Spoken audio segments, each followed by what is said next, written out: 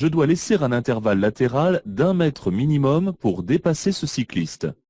Oui, réponse A. Non, réponse B. Je dépasse. Oui, réponse C. Non, réponse D.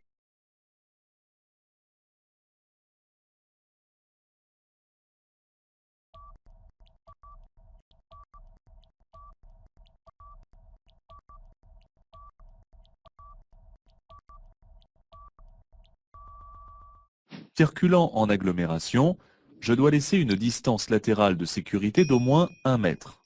Il n'est pas interdit d'en laisser un peu plus à chaque fois que c'est possible. J'attends que le deux roues arrivant en face soit passé avant de dépasser le cycliste. Je peux dépasser ce cycliste. Oui, réponse A. Non, réponse B.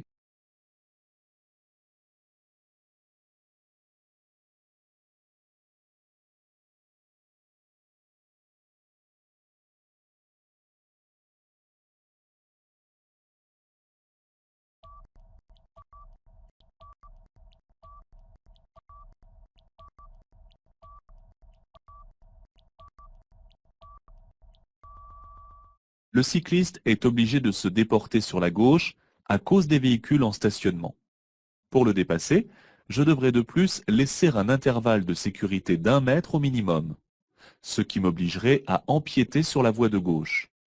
Pour le moment, je reste donc derrière le cycliste. Dans cette situation, je continue le dépassement, réponse A, je me rabats, réponse B.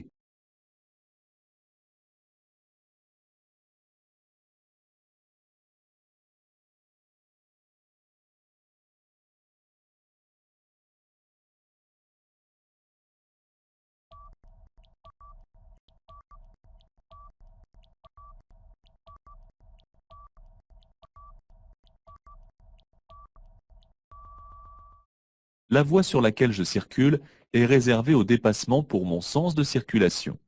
De plus, en regardant dans mon rétroviseur intérieur, je m'aperçois qu'un véhicule circule sur la voie de droite. Je ne peux donc pas me rabattre et je continue le dépassement. La signalisation me permet maintenant de relever ma vitesse à 90 km/h. Oui, réponse A. Non, réponse B. De dépasser. Oui, réponse C. Non, réponse D.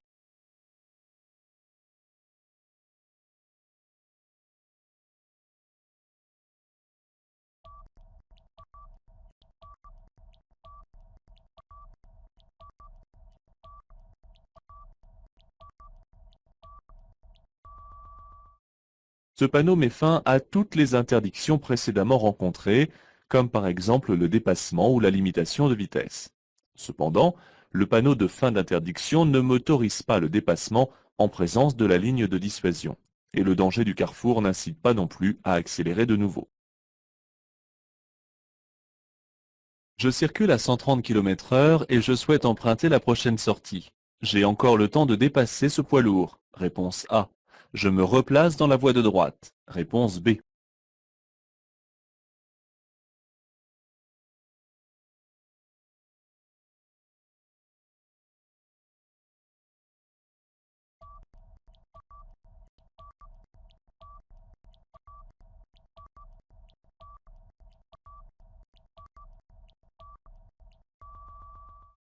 La sortie est annoncée à 2000 mètres. En circulant à 130 km/h, il me faudra moins d'une minute pour l'atteindre.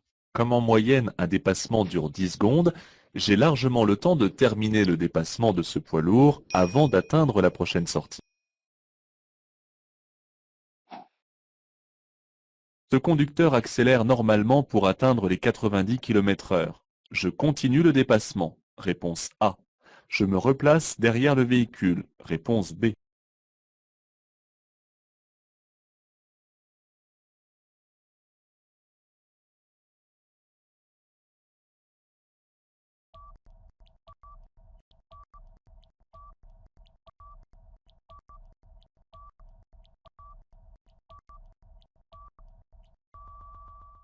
Pour dépasser ce véhicule, je dois circuler plus vite que lui. Or, s'il est en pleine accélération, je ne peux pas me mettre en excès de vitesse pour le dépasser. Je n'ai pas d'autre choix que de ralentir et de me replacer derrière lui.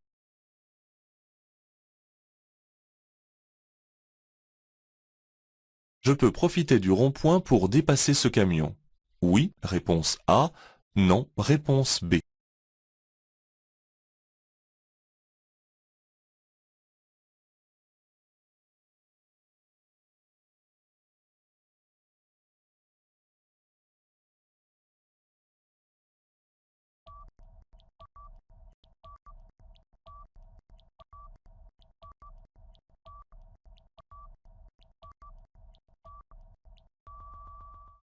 Avant toute chose, sachez qu'un rond-point n'a pas pour vocation de permettre les dépassements. Et la raison en est simple. Il permet de faciliter les changements de direction des uns et des autres à vitesse réduite. Je garde mes distances. De plus, la présence du panneau temporaire de danger doit m'inviter à encore plus de prudence. Ne vous laissez pas tenter par la question, on ne dépasse pas sur un rond-point.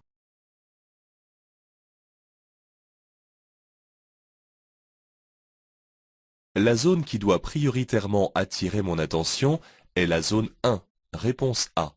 La zone 2, réponse B. La zone 3, réponse C.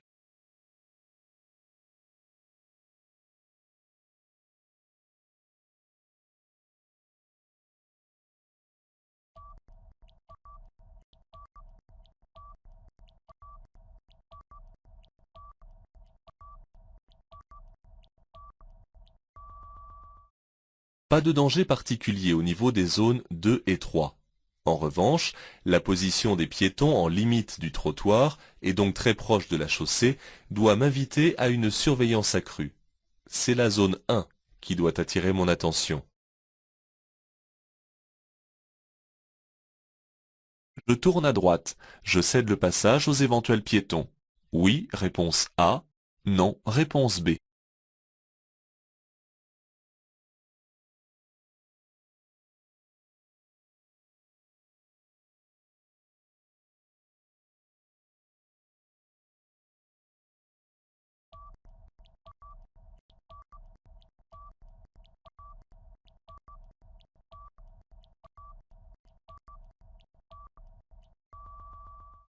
Attention, le feu est vert pour cette rue et il est rouge pour les rues traversières. N'oubliez pas les piétons en tournant car leur feu est aussi vert que le vôtre. Ici, il n'y a pas de piétons, mais à l'examen, on peut en placer un et vous demander si vous pouvez passer sans parler du piéton. Je conduis une camionnette. Je dois stationner en dehors de cette agglomération. Réponse A. Je peux stationner dans toute l'agglomération. Réponse B.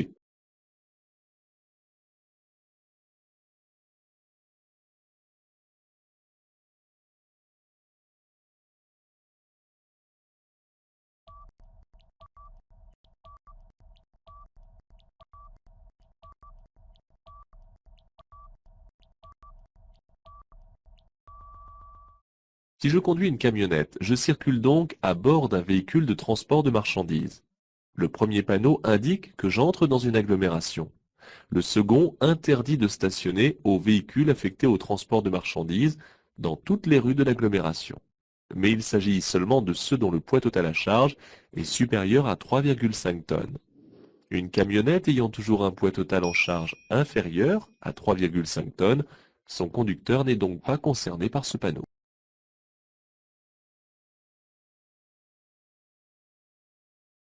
Placé où je suis, pour m'insérer sur la voie rapide, je dois d'abord mettre mon clignotant gauche, réponse A. Regarder à gauche dans le rétroviseur extérieur et dans l'angle mort, réponse B.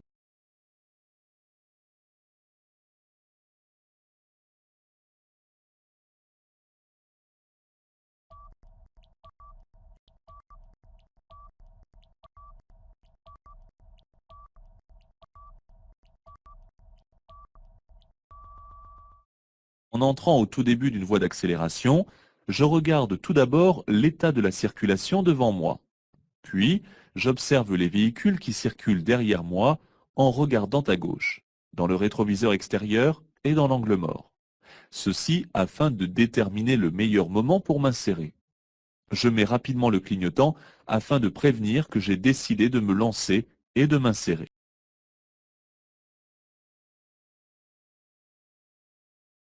Je maintiens ici une distance de sécurité suffisante. Oui, réponse A. Non, réponse B.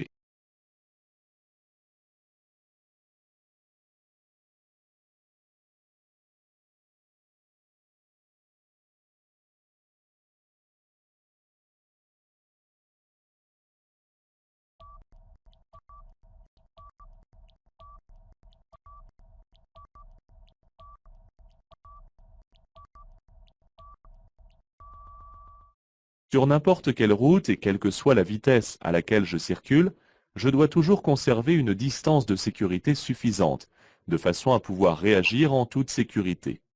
En effet, cette distance de sécurité doit être égale à au moins 2 secondes. Sur autoroute ou sur les voies rapides, je dois laisser au moins 2 traits de la bande d'arrêt d'urgence. Ici, je suis trop près du camion car je ne vois pas 2 traits, et il est temps d'envisager de dépasser.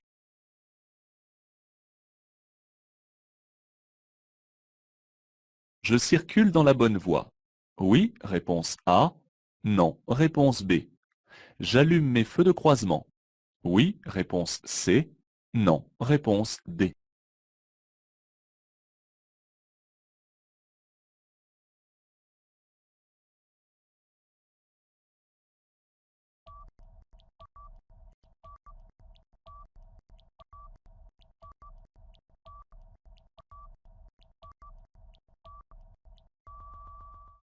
Je circule dans un sens unique et en principe, je dois me tenir dans la voie la plus à droite.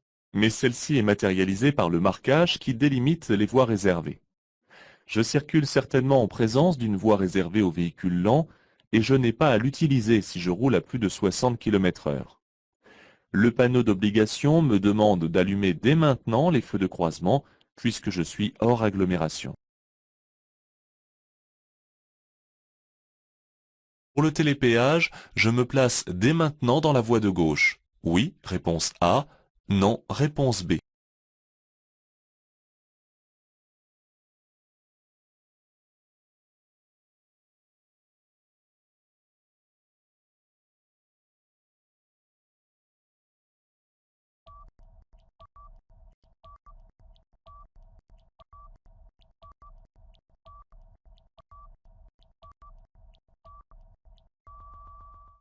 Lisez bien la question. On vous demande ce que vous faites dès maintenant, et non pas en arrivant dans la zone de la station. On vous prévient ici pour anticiper. En effet, dans le cas d'une circulation très chargée, j'anticiperai sur ma position avant le bouchon. Mais dans la situation actuelle de circulation très fluide, je reste à droite jusqu'au niveau du choix de fil lorsque la chaussée s'élargit. Le télépéage est réservé aux automobilistes ayant un abonnement.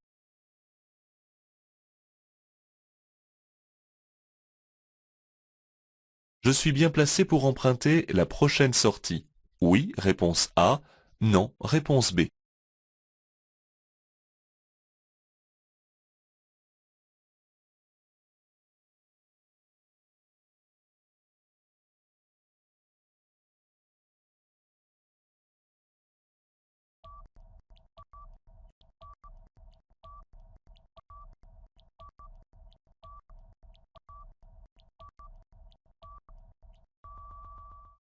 Avant de répondre, il faut bien regarder le panneau et comprendre où l'on est placé. La sortie se situe à 14 km. La voie dans laquelle je circule n'appartient donc pas à cette sortie. Par conséquent, je circule actuellement sur une voie réservée aux véhicules lents.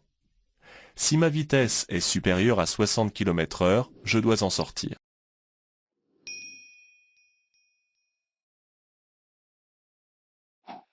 Mon axe de circulation est prioritaire par rapport à la route venant de droite. Oui, réponse A. Non, réponse B. Je dois changer de voie au niveau de la jonction.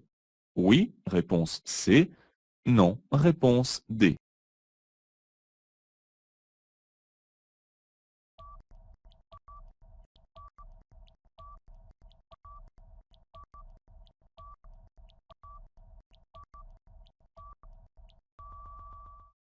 La limitation de vitesse me concerne afin de sécuriser la jonction des voies un peu plus loin.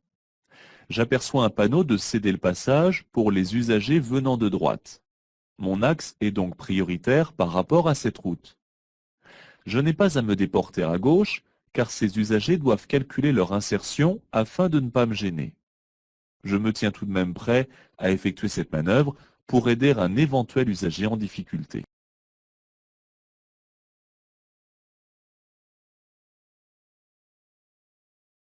Je tourne à droite. Je peux m'avancer. Oui, réponse A. Non, réponse B.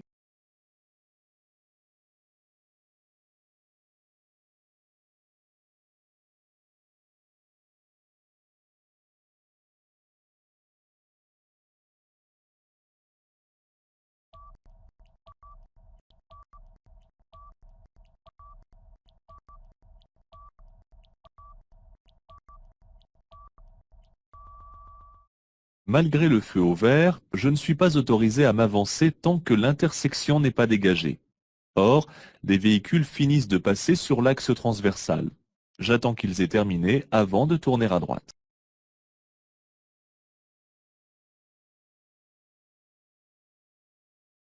Je m'arrête. Oui, réponse A. Non, réponse B.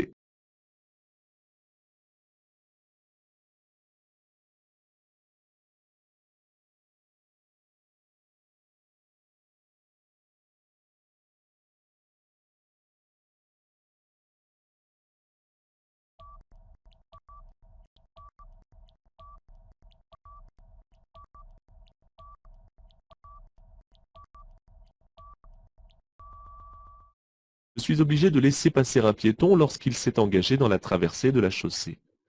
Ici, je n'ai pas à m'arrêter car le piéton à droite et celui de gauche ne sont pas engagés. De plus, en m'arrêtant brusquement, je risque de surprendre le conducteur qui me suit. Et il risque de passer tout de même alors que mon arrêt est un signe envers les piétons pour traverser. Je continue donc tout en ralentissant et en observant le comportement de ces piétons.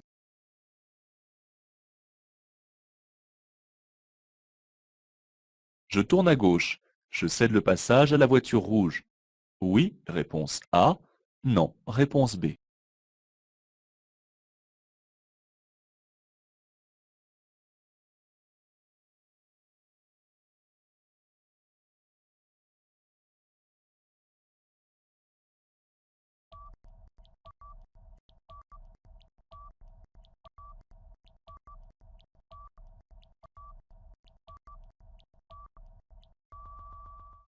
Une voie sans issue ne perd en aucun cas son régime de priorité de passage. Je tourne à gauche et je coupe cette voie sans issue qui est ouverte à la circulation publique. Du fait qu'il n'y a aucune signalisation d'intersection, je dois respecter la règle de la priorité à droite.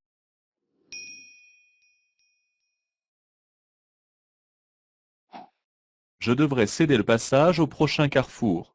Oui, réponse A. Non, réponse B.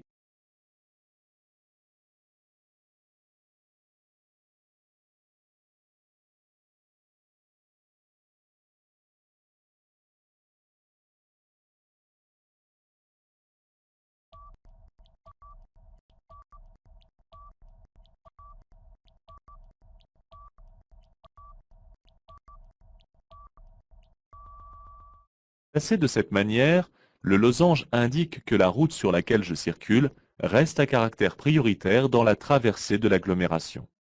Cependant, j'aperçois au loin un carrefour à sens giratoire, ainsi qu'un panneau de danger m'indiquant de céder le passage aux usagers circulant sur l'anneau. Lorsque j'aurai franchi le rond-point dans la direction principale, je retrouverai le caractère prioritaire de la route.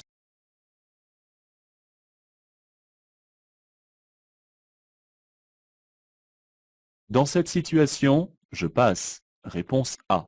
Je m'arrête. Réponse B.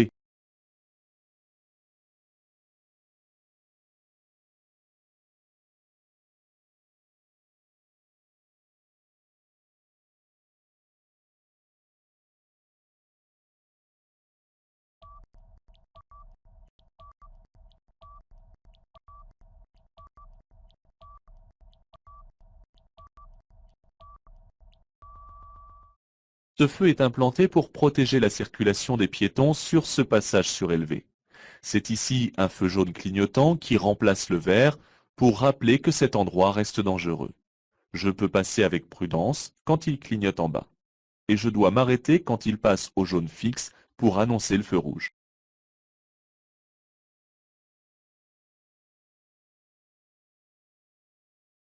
Un train est toujours prioritaire. Oui, réponse A. Non, réponse B.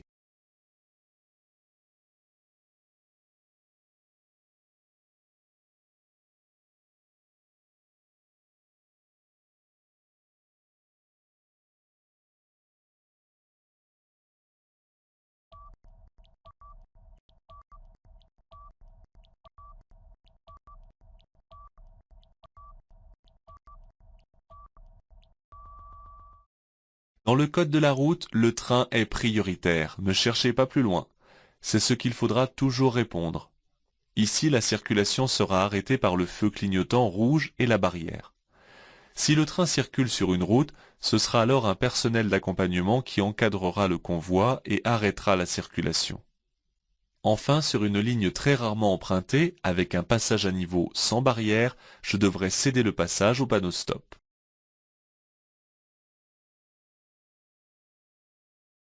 Les camions sont ici prioritaires. Oui, réponse A. Non, réponse B. Je ralentis. Oui, réponse C. Non, réponse D.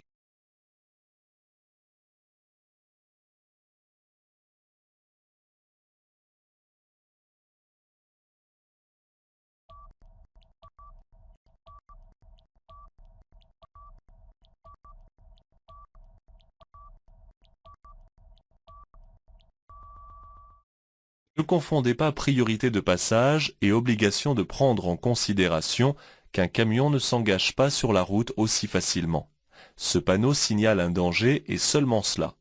Je dois ralentir afin d'être prêt à réagir au cas où l'un d'entre eux devient gênant.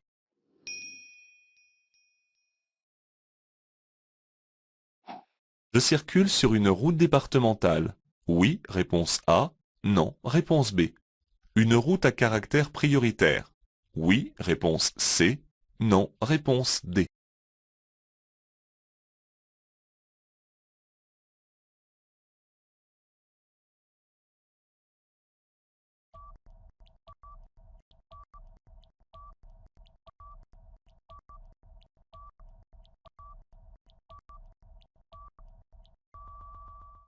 Le seul signal qui donne le statut de route à caractère prioritaire est le losange jaune à listel blanc. Tout le reste n'est qu'une impression. L'aménagement de la route et les panneaux de direction ne doivent pas vous influencer dans votre choix. Je circule ici sur la route départementale 438, qui est un itinéraire vert reliant de grandes agglomérations.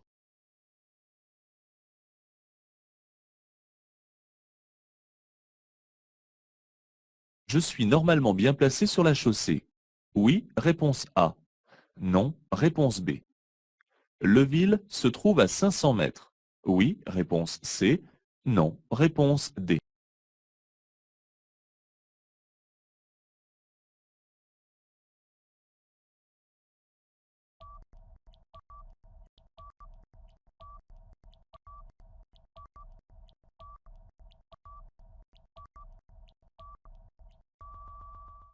En marche normale, quand je ne suis pas en train d'effectuer un dépassement, je dois circuler sur la voie la plus à droite.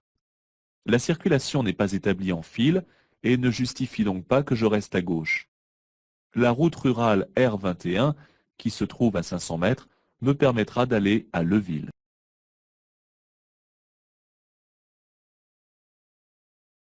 La signalisation indique une obligation de tourner à droite avant le panneau. Réponse A. Une obligation de tourner à droite à la prochaine intersection. Réponse B.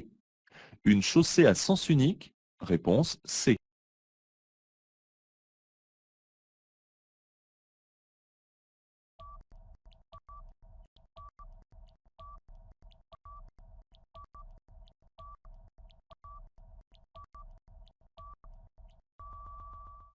Les panneaux ronds à fond bleu sont des panneaux d'obligation.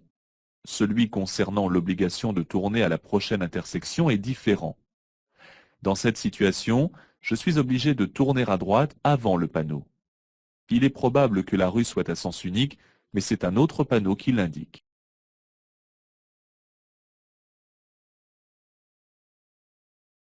Ce panneau indique l'emplacement de ce passage piéton. Oui, réponse A. Non, réponse B.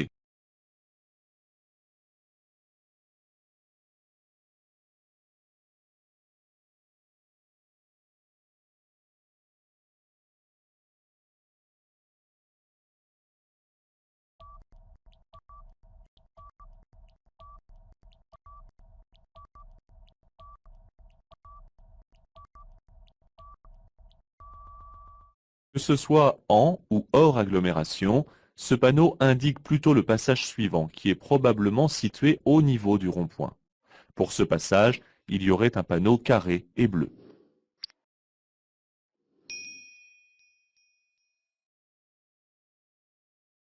La circulation à double sens commence à 150 mètres. Oui, réponse A. Non, réponse B. L'interdiction de circuler à plus de 90 km/h prend effet immédiatement. Oui, réponse C. Non, réponse D.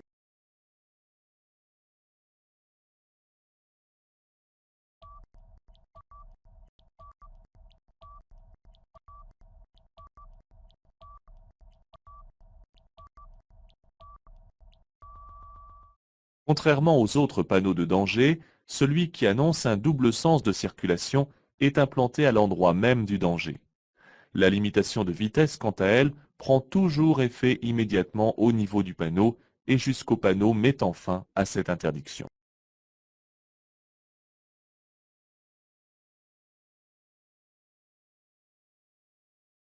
Je peux tourner à gauche. Oui, réponse A. Non, réponse B.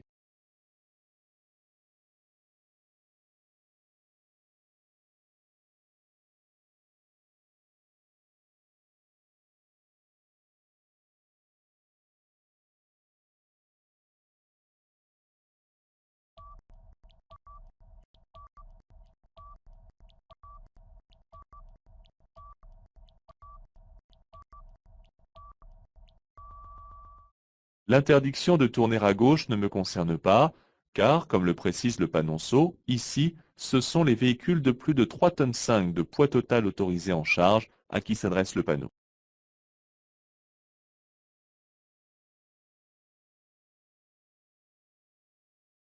La signalisation m'annonce un danger à 200 mètres. Oui, réponse A. Non, réponse B. Que je descendrai de 7 mètres tous les 100 mètres. Oui, réponse C. Non, réponse D.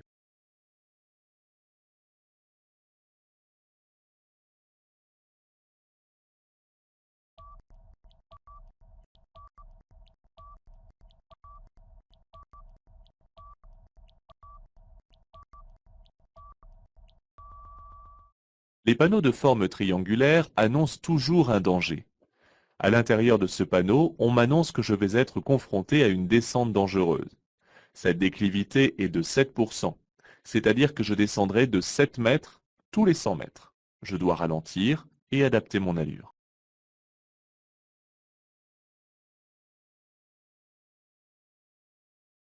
Ces panneaux annoncent un double sens de circulation. Oui, réponse A. Non, réponse B. Trois voies de circulation. Oui, réponse C. Non, réponse D.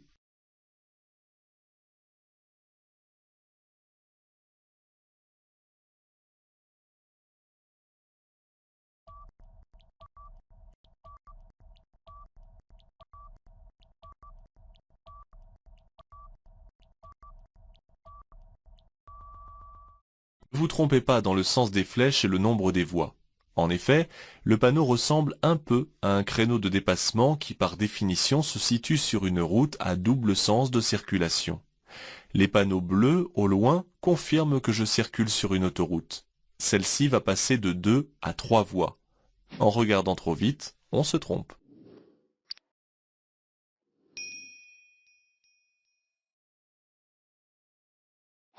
Ce signal indique que les camions seront prioritaires en sortant.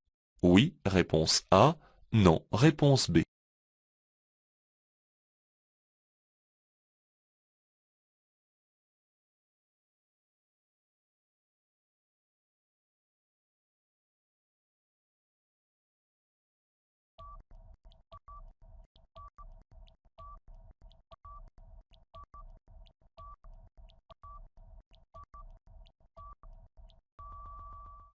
N'est pas compliqué ce qui est simple.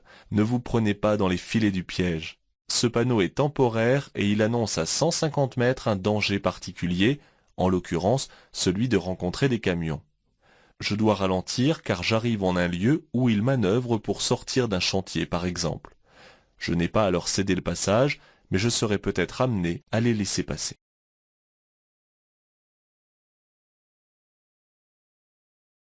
Je peux m'arrêter sur l'accotement de droite avant le panneau pour téléphoner. Oui, réponse A. Non, réponse B.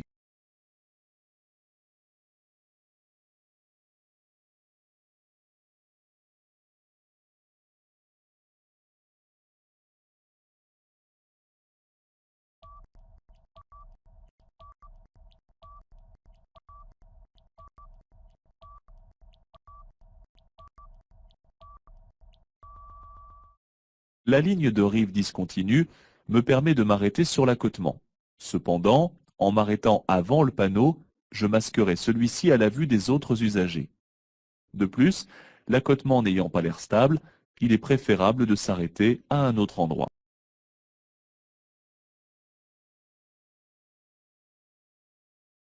L'arrêt devient autorisé. Oui, réponse A. Non, réponse B. Le stationnement devient interdit après l'intersection à droite. Oui, réponse C. Non, réponse D.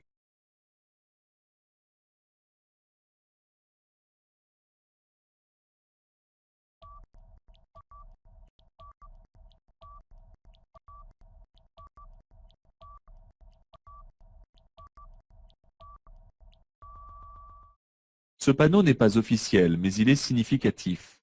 L'arrêt était interdit et il devient à nouveau possible. Cependant, si je me dirige à droite, un autre panneau de zone m'interdit quant à lui le stationnement.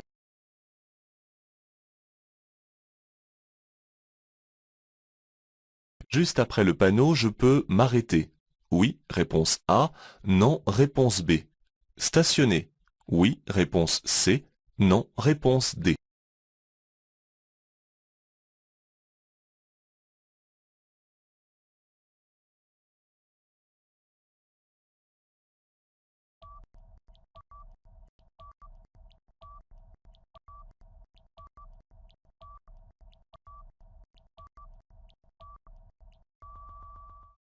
Attention, il y a la règle du panneau et la règle générale. Ici, il faut en tenir compte. Ce panneau indique que le stationnement est interdit, et le panonceau précise que c'est sur une distance de 150 mètres. Il n'interdit pas l'arrêt, mais le lieu m'empêche ici de m'arrêter en toute sécurité. Je suis en effet à proximité d'un virage, et m'arrêter ou stationner à cet endroit est très gênant, sinon dangereux.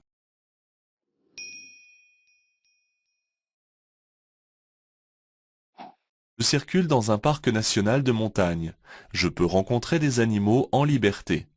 Oui, réponse A. Non, réponse B. Le stationnement et la circulation peuvent être interdits la nuit. Oui, réponse C. Non, réponse D.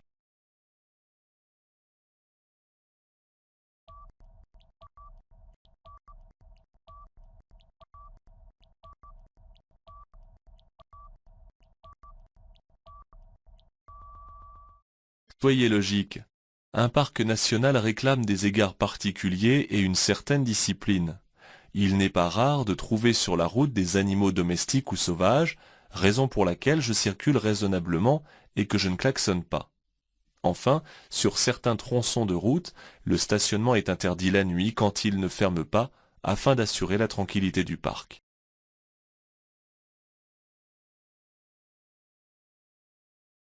Sur ce bloc de feu, le blanc est celui du feu de recul. Oui, réponse A. Non, réponse B.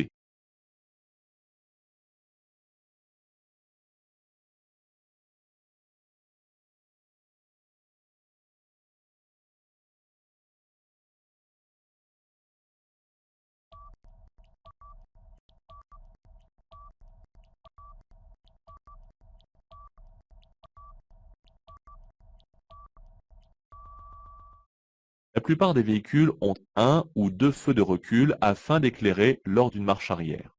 Ce feu éclaire en blanc dès que la marche arrière de la boîte de vitesse est enclenchée.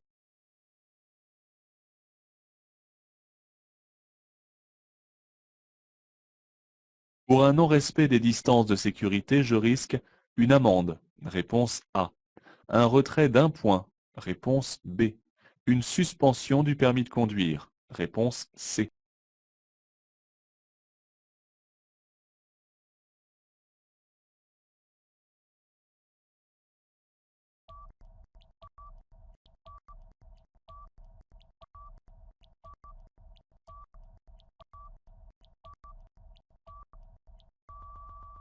Pour le non-respect des distances de sécurité, je risque une amende, un retrait de 3 points, ainsi qu'une suspension de mon permis de conduire durant 3 ans maximum. Je dois penser à respecter la distance de sécurité qui doit être au minimum de 2 secondes pour ma sécurité et celle des autres.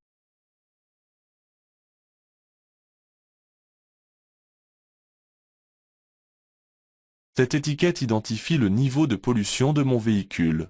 Oui, réponse A. Non, réponse B.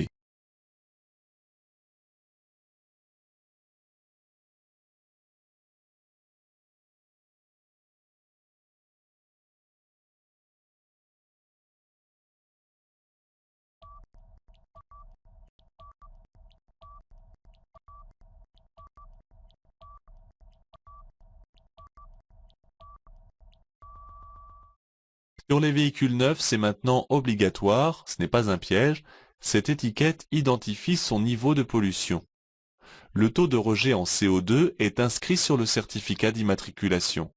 Ce véhicule est, dans cet exemple, peu polluant, car le curseur est vert à un niveau acceptable.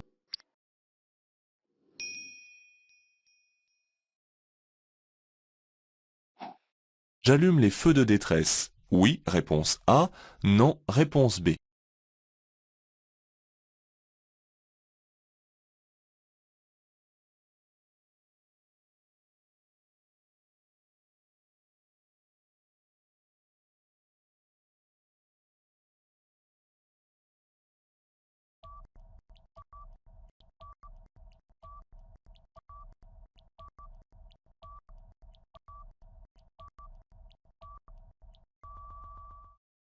Ne confondez pas les situations entre la normalité et l'urgence. Lorsque j'arrive sur un bouchon, je dois actionner les feux de détresse. C'est la règle. Mais ici, ce n'est pas un bouchon. J'arrive à une station de péage de l'autoroute. Celle-ci est annoncée suffisamment à l'avance pour prévenir les usagers. De plus, une succession de panneaux de limitation de vitesse nous a tous fait ralentir jusqu'à 50 km/h.